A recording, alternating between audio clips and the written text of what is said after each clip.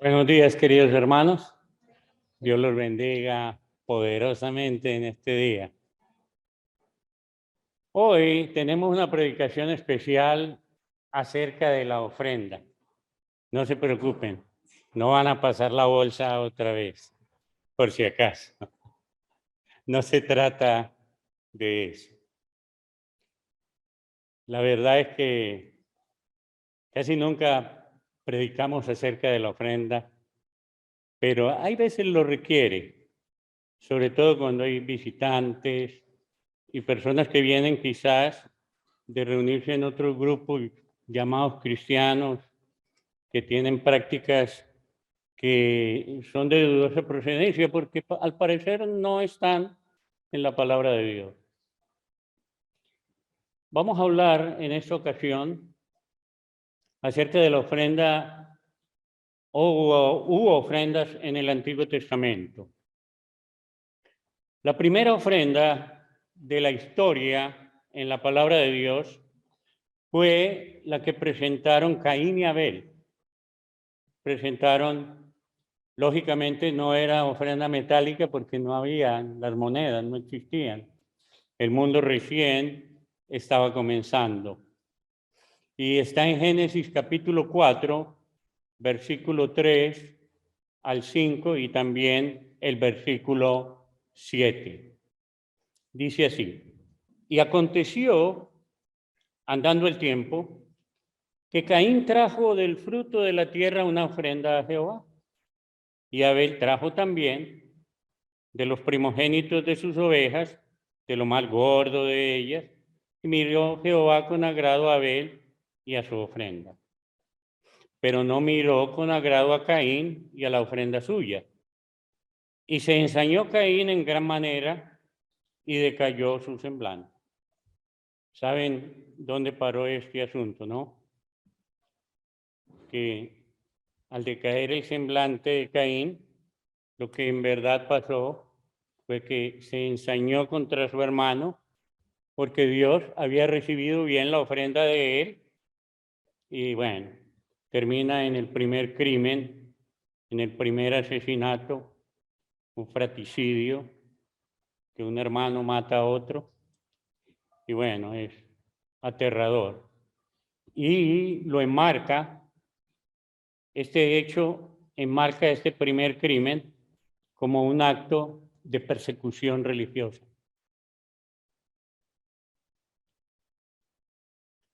Dios le dijo a Caín en el versículo 7, si bien hicieres, no serás enaltecido. Y si no hicieres bien, el pecado está a la puerta. Lo que Dios está transmitiendo a Caín es que todo lo que hizo está terriblemente mal, ¿no? Y con su ofrenda lo que hizo fue pecar. Recuerden que el pecado tiene que ver con violar algo de la ley.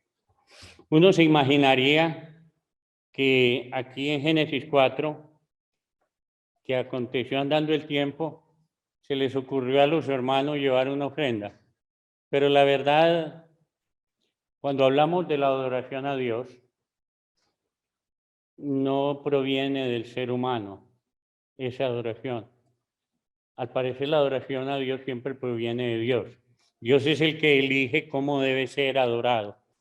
No sé si recuerdan en Juan 4, 23, 24, que Dios está buscando un tipo de adorador que le adore en espíritu, o sea, de manera espiritual, y en verdad, o sea, conforme a su palabra, conforme a su mandamiento. Ahora bien, recuerdo hace mucho tiempo que nos enseñaban, cuando yo pertenecía a la iglesia romana, nos enseñaban de que Abel ofrendó lo más gordo, lo mejor, pero que Caín ofrendó lo podrido. No creo, yo creo que él ofrendó lo mejor de lo que la tierra le dio. Lo que nos hace claridad al respecto acá, en cuanto a esta primera ofrenda, está en un libro en el Nuevo Testamento que está en Hebreos capítulo 11, versículo 4.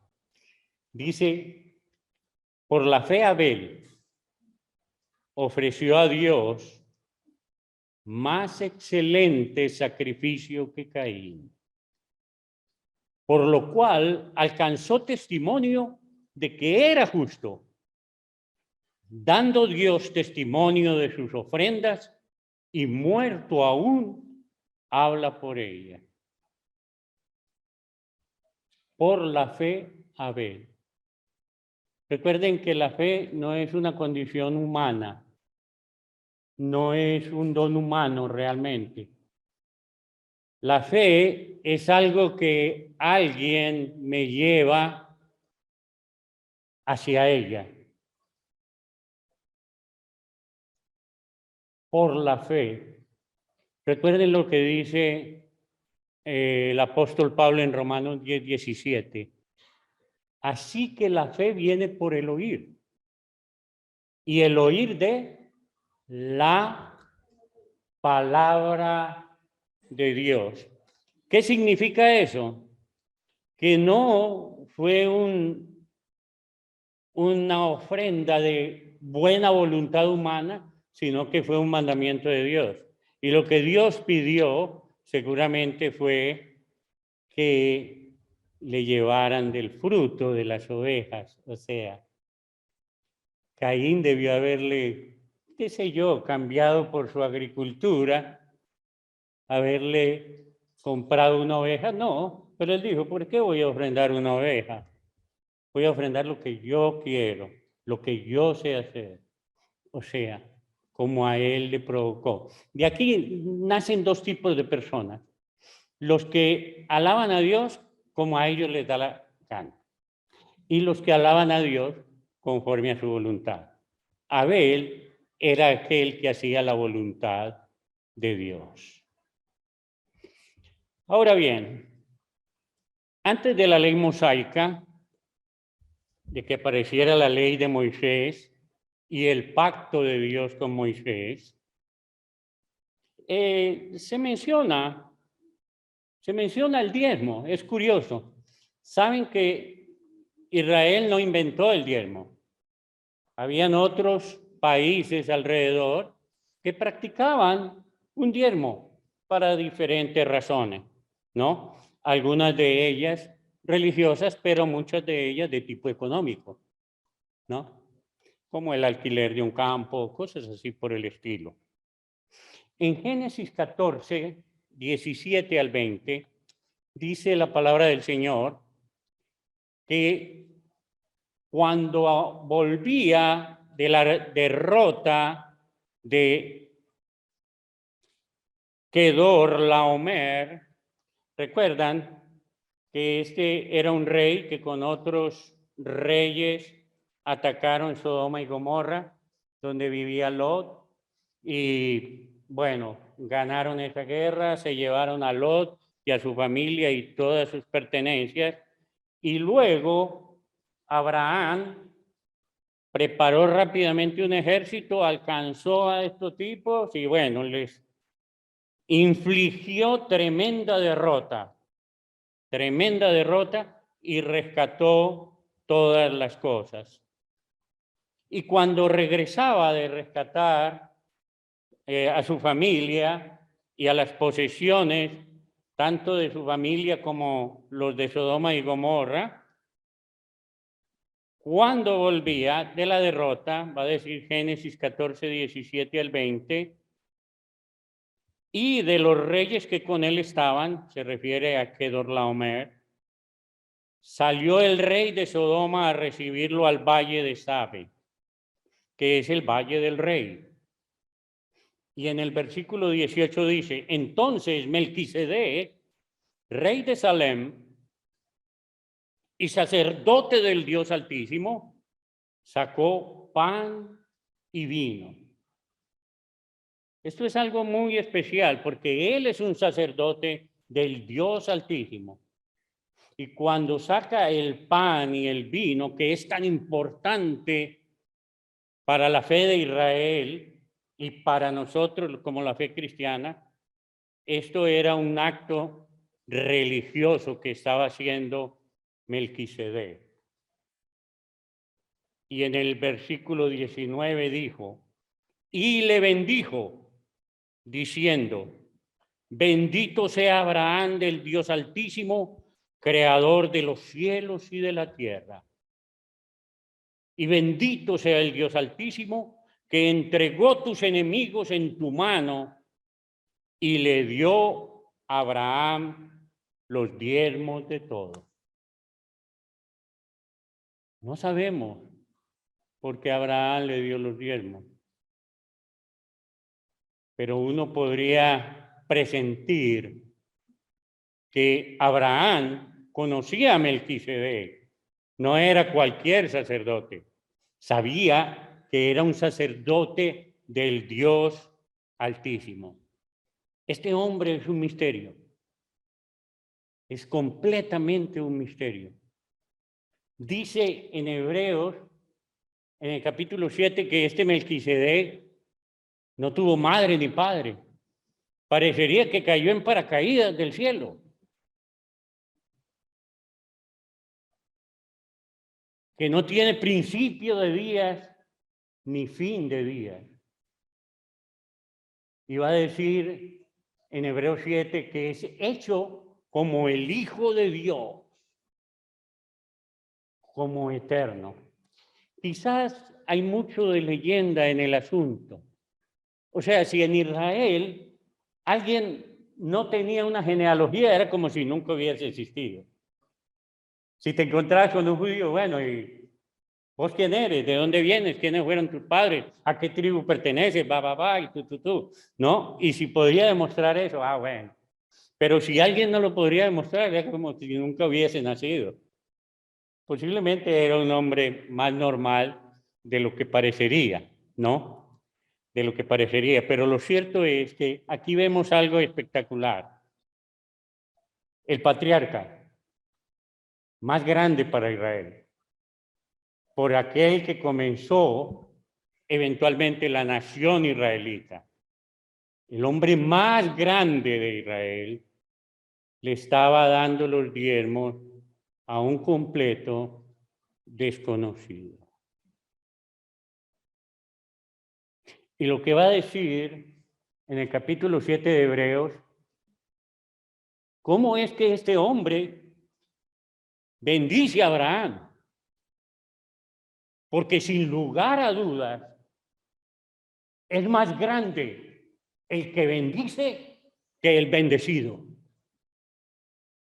Este hombre era más grande que el patriarca. Y además, Abraham le da los diezmos. ¿Quién es más grande? ¿El que da los diezmos o el que los recibe? El que lo recibe, evidentemente. Aquí aparece por primera vez la idea de diezmo.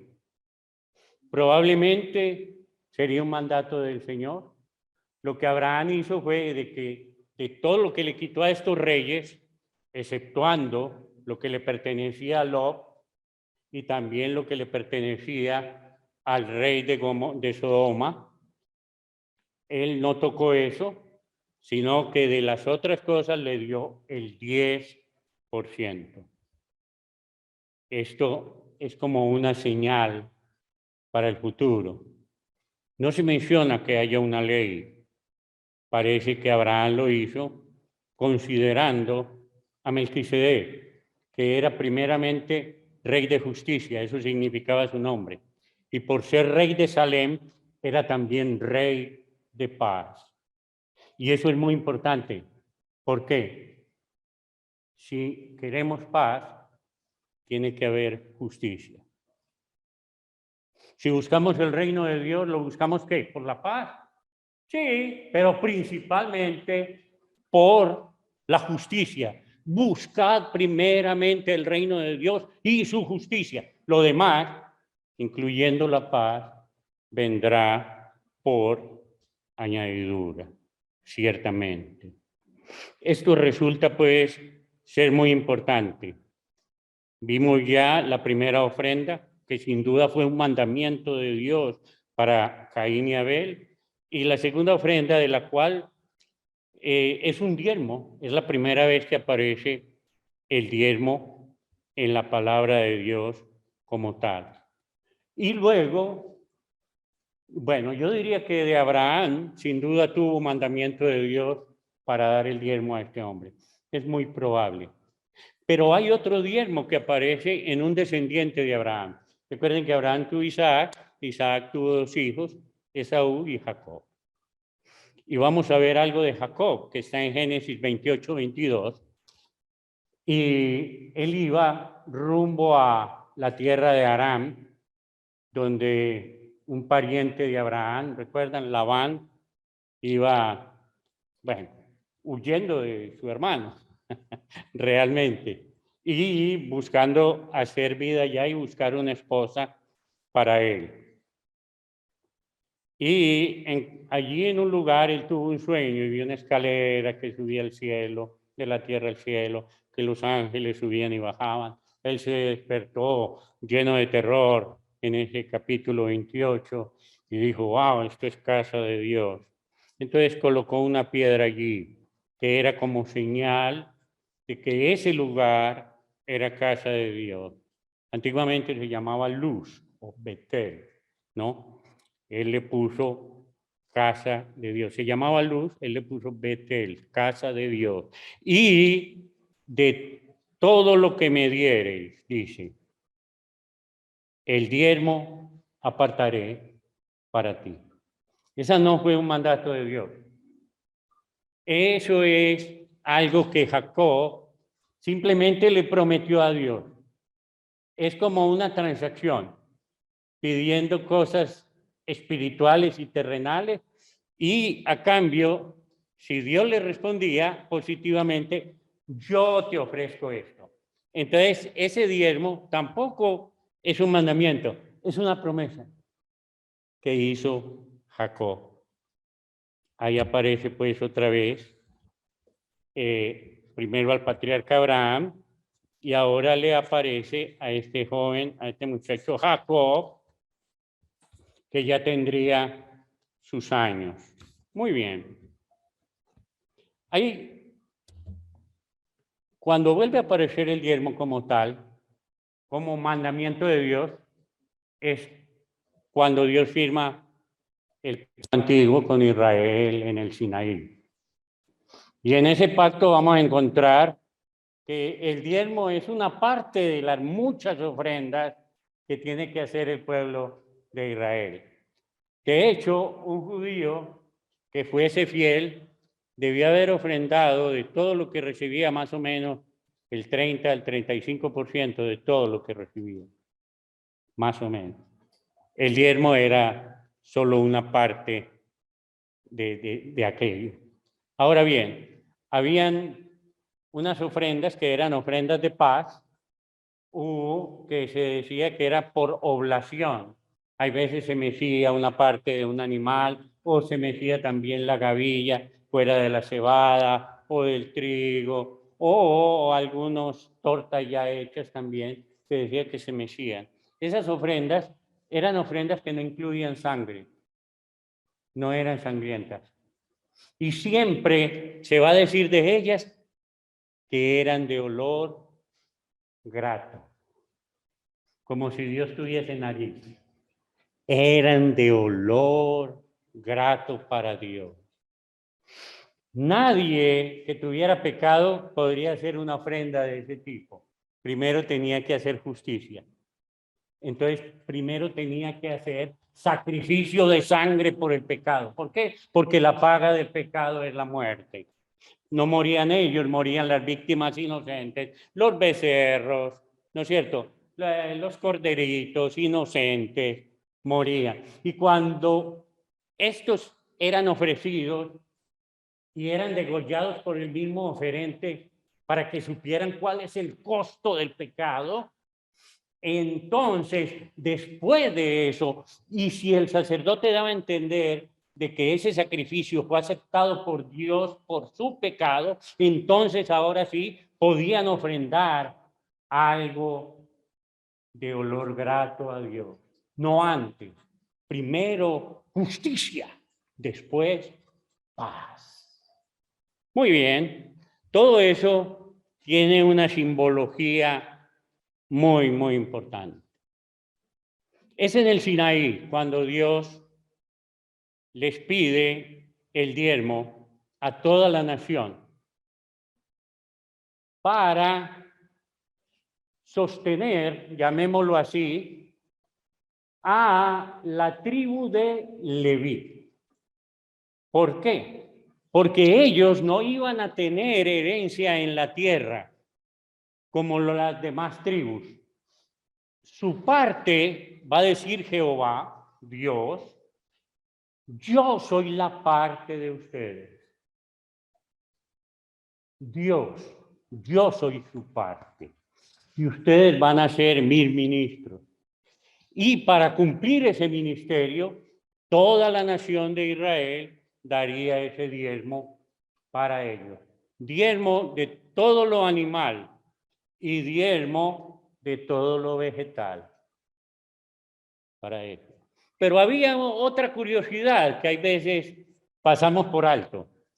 Y es que dice, he aquí, Números 18, 21, 26 y 28, dice, he aquí, yo he dado a los hijos de Leví todos los diezmos en Israel por heredad, por su ministerio. Por cuanto ellos sirven en el ministerio del tabernáculo de reunión. Eso era toda una empresa. Todo eso del tabernáculo era una cosa realmente importante. Necesitaban toda una tribu de las 12 para encargarse de esto. Y el diezmo era con el propósito de sostener a estos para que hicieran bien sus ministerios. Versículo 26. Y dice, así hablarás a los levitas y les dirás, cuando toméis de los hijos de Israel los diezmos que os he dado de ellos por vuestra heredad, vosotros presentaréis de ellos en ofrenda mecida a Jehová el diezmo de los diezmos. Es decir, toda la nación le daba el 10% a los levitas, de todos los frutos de la tierra, de todos los animales, de todos estos animales.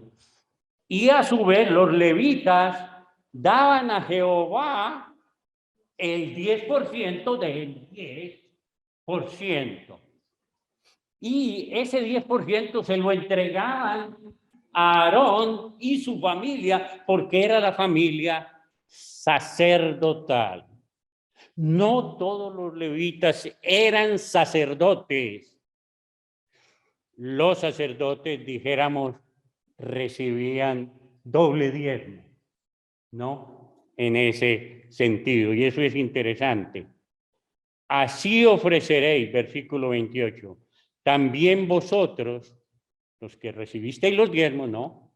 Ofrenda a Jehová de todos vuestros diezmos que recibáis de los hijos de Israel, y daréis de ellos la ofrenda de Jehová al sacerdote Aarón. Eso para mí es una gran curiosidad. Todo tiene que ver con los levitas y con la familia levita sacerdotal, y tiene que ver con el ministerio de los levitas en el tabernáculo para el pueblo de Israel, para servir a la nación de Israel. Los sacerdotes como intermediarios entre Jehová y su pueblo. Esto es bastante interesante. Yo creo que es bueno empezar a entender que la iglesia no está metida en ese asunto, pues todavía no había iglesia, ¿verdad? Ahora bien, Dios también ofrenda. Dios también ofrenda para su pueblo Israel. ¿Saben cuál es la ofrenda mayor que Dios hizo a Israel? Después de que estuvieron, algunos dicen 430 años en Egipto, otros dicen 215, lo que sea, Fue un tiempo muy largo de esclavitud y Dios proveyó para Israel de una manera especial. Le dijo, antes de que ustedes salgan de Egipto, pídanle a las familias egipcias que les den riquezas. Entonces Dios provee en Éxodo 12, 35 al 36, dice, e hicieron los hijos de Israel conforme el mandamiento de Moisés, pidiendo de los egipcios alhajas de plata, oro y vestidos. Y Jehová dio gracia al pueblo delante de los egipcios y les dieron cuanto pedían. Y así despojaron a los egipcios. En verdad, cuando Israel, siendo un pueblo de pastores y un pueblo esclavo, un pueblo siervo de otro pueblo, cuando salió de Egipto, salió como un gran conquistador. Se llevó todas las riquezas que pudieron haber en las familias de los egipcios y Dios les brindó eso directamente. Luego, Dios va a hacer una solicitud al pueblo de Israel. Va a hacer una solicitud especial. Y eso fue lo que leímos, ¿no? Lo que leímos. Dice así, en Éxodo 25, del 1 al 7. Jehová habla a Moisés diciendo, di a los hijos de Israel que tomen para mi ofrenda de todo varón que la diere de su voluntad, de corazón, tomaréis mi ofrenda. Esta es la ofrenda que tomaréis de ellos: oro, plata, cobre, azul, púrpura, carmesí, lino fino, pelo de cabras, pieles de carneros teñidas de rojo, pieles de tejones, madera de acacia, aceite para el alumbrado, especias para el aceite de la unción y para el incienso aromático, piedras de ónice y piedras de engaste para el éfod y para el pectoral. Esto del éfod y el pectoral se refiere a los vestidos del sumo sacerdote Aarón, que tenía un éfod con 12 piedras, cada piedra significaba una de las tribus. Además había otras 2 piedras que iban en el éfod, piedras especiales que se usaban para adivinar. Hay una curiosidad en todo esto y vamos a verlo. Porque sí, le pidieron al pueblo y el pueblo comenzó a dar muchas cosas. Y uno dice, bueno, es fácil dar cuando no me cuesta mucho, ¿no? Es fácil dar lo de otro que algo que realmente me costó a mí. Yo digo que para el pueblo no fue tan difícil porque todas las cosas Dios se las había regalado a ellos también a través de los egipcios. Y en Éxodo 36, del 1 al 7, hay algo muy interesante. Quiero compartir, dice, así pues, ves a Leel y a Oliab, y todo hombre sabio de corazón a quien Jehová dio sabiduría e inteligencia para saber hacer toda la obra del servicio del santuario, harán todas las cosas que ha mandado Jehová. Y Moisés llamó a Bezaleel y a Oliab y a todo varón sabio de corazón, en cuyo corazón había puesto Jehová sabiduría, todo hombre a quien su corazón le movió a venir a la obra para trabajar en ella. Y tomaron de delante de Moisés toda la ofrenda que los hijos de Israel habían traído para la obra del servicio del santuario, a fin de hacerla. Y ellos seguían trayéndole ofrenda voluntaria cada mañana. Tanto que vieron todos los maestros que hacían toda la obra del santuario, cada uno la obra que hacía, y hablaron a Moisés diciendo, el pueblo trae mucho más de lo que se necesita para la obra que Jehová ha mandado que se haga. Entonces Moisés mandó pregonar por todo el campamento diciendo, ningún hombre ni mujer haga más para la ofrenda del santuario. Así se le impidió al pueblo ofrecer más, pues tenían material abundante para hacer toda la obra y sobraba. Toda la obra y sobraba. Yo espero ver ese día en la iglesia del Señor. Hermanos, dejen esa ofrendadera, por favor. Pero yo creo que no va a llegar el día, ¿sabe por qué? Porque tal cual está este mundo y como van las cosas, siempre vamos a tener necesidades. Siempre va a haber necesidades. Y de eso vamos a hablar en otro momento.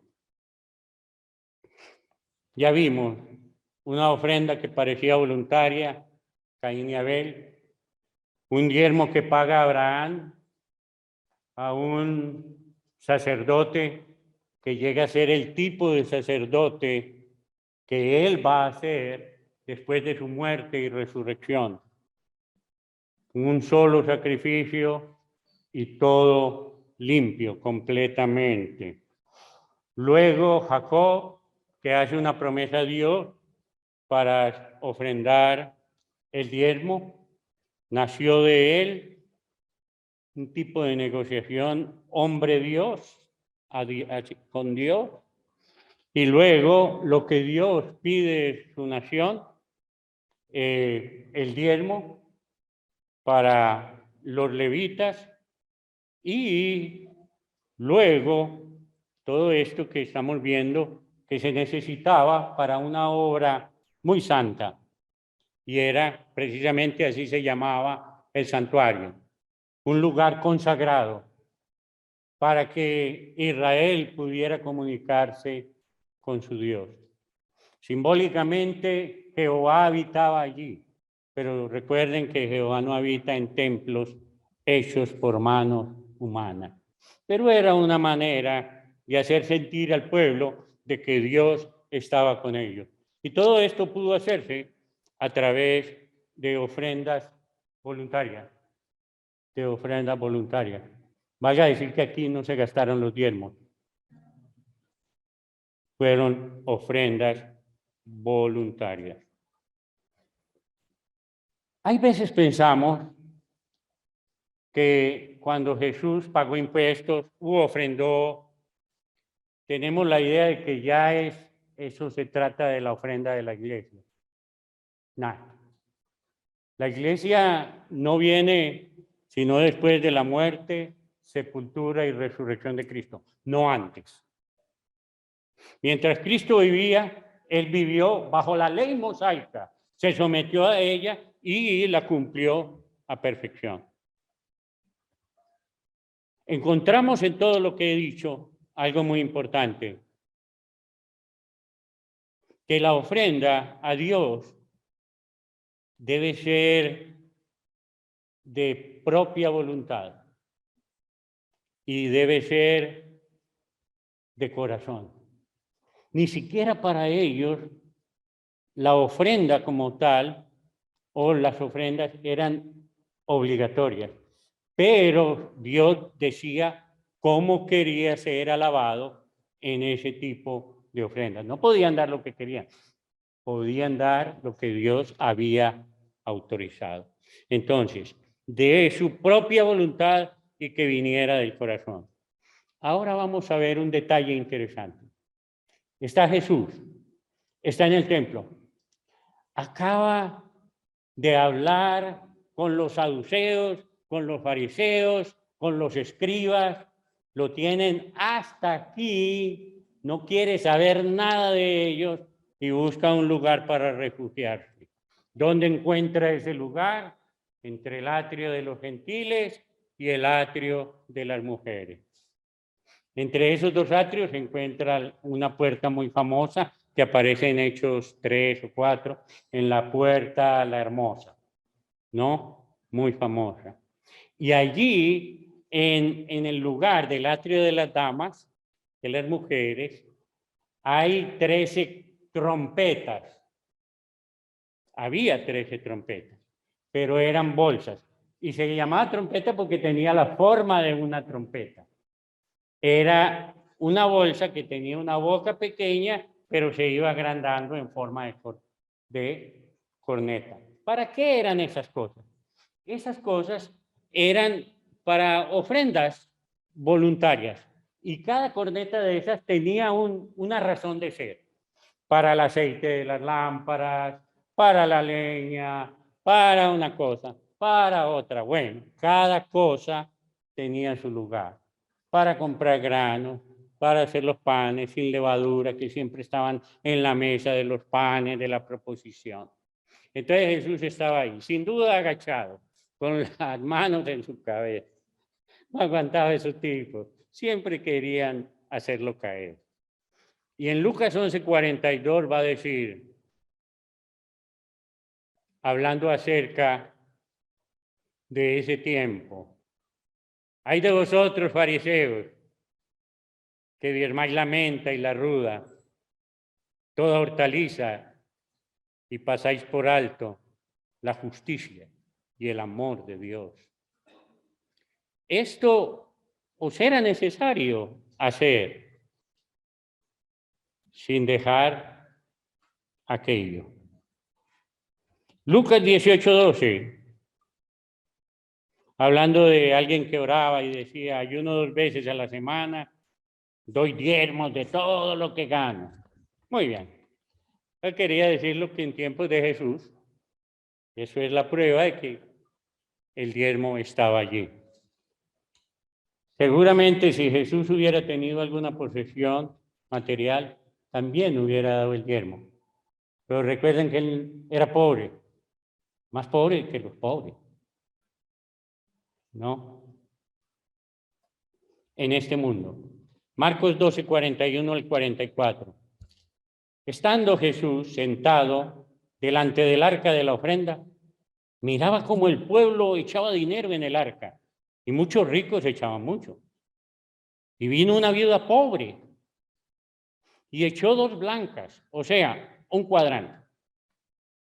Entonces, llamando a sus discípulos, les dijo, de cierto os digo, que esta viuda pobre echó más que todos los que han echado en el arca. Porque todos han echado de lo que les sobra, pero esta, de su pobreza, echó todo lo que tenía, todo su sustento. No se está hablando del salario del mes, de la pensión jubilatoria, no, ni del salario semanal. Seguramente era lo que tenía ese día para comer. O quizás para el próximo día. Pero era todo lo que tenía. Ahora bien, miremos a Lucas. Esto es Marcos 12:41 al 44. Ahora bien, miremos a Lucas en el mismo relato. Levantando los ojos, posiblemente tenía sus manos en la cabeza, levantó los ojos y vio a los ricos que echaban sus ofrendas en el arca de las ofrendas. Vio también a una viuda muy pobre que echaba allí 2 blancas y dijo, en verdad os digo que esta viuda pobre echó más que todos, porque todos aquellos echaron para las ofrendas de Dios de lo que les sobra, mas esta, de su pobreza, echó todo el sustento que tenía. No es esta la ofrenda de la iglesia, hermano. Pero casi es imposible leer estos relatos y no sentir vergüenza. Y no sentir vergüenza. Creo que en otra oportunidad hablamos más de esto, pero Dios está enseñando aquí a dar. ¿Cómo se debe dar? Lo que esta mujer dio es un 128avo de lo que era un denario. Y un denario era el salario diario de un jornalero. ¿Qué compraría ella con estos letones, porque así se llamaban? Y la palabra significaba delgada, delgadita, muy delgadita, para decir que valía muy poco. Dios no se hubiera enojado si ella se guarda un letón. Igual hubiera creído que ofrendaba más que todos aquellos. Pero ella no podía hacerlo. Y aquí vamos a ver uno de los requisitos importantes de la ofrenda. La ofrenda debe venir del corazón.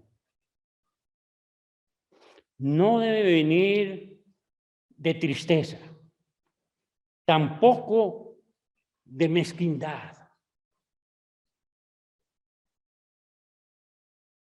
Hay veces, pienso que hacemos llorar a esos próceres que aparecen en las monedas cuando damos la ofrenda, porque parece que fuera difícil aflojar. Uno podría decir que están llorando. O revisar cuántos billetes tenemos en el bolsillo, no sea que se nos vaya uno de más. No creo que todos seamos así. Creo que todos tratamos de hacerlo mejor. Pero la ofrenda debe ser siempre algo de corazón. Algo del corazón. Los cristianos seguramente nos alegramos mucho cuando nos dimos cuenta de que la ofrenda no es un mandato para la iglesia. Y de eso lo vamos a hablar en otro momento. Pero hay veces se ha convertido en el pretexto para ofrendar muy poco, ¿no? Cuando yo era niño recuerdo que se recogía en la iglesia romana, se recogía la limosna, ¿no? En verdad es una palabra muy importante, viene del latín, y la palabra latina viene del griego, y es una palabra muy importante que significa misericordia, compasión. Cosas maravillosas, ¿no? Cosas maravillosas. Misericordia y compasión. Lo principal que debe tener la ofrenda nos lo enseña esta viuda pobre, que mire, siendo tan pobre, estamos hablando de ella, y Dios la ha hecho famosa. ¿Cuántos quisieran la fama de esta mujer? Y seguramente a ella no le importaba nada. ¿Por qué? Porque lo que lo movía a ella era el amor, hermanos. La primera condición de la ofrenda debe ser el amor a Dios, aquel que lo ha dado todo por nosotros, el amor. Y otra cosa que pienso que está aquí es importante, y es que tenemos que ofrendar hasta que nos duela. Hasta que nos duela. Es fácil dar solo hasta lo que nos sobra, pero dar hasta que nos duela,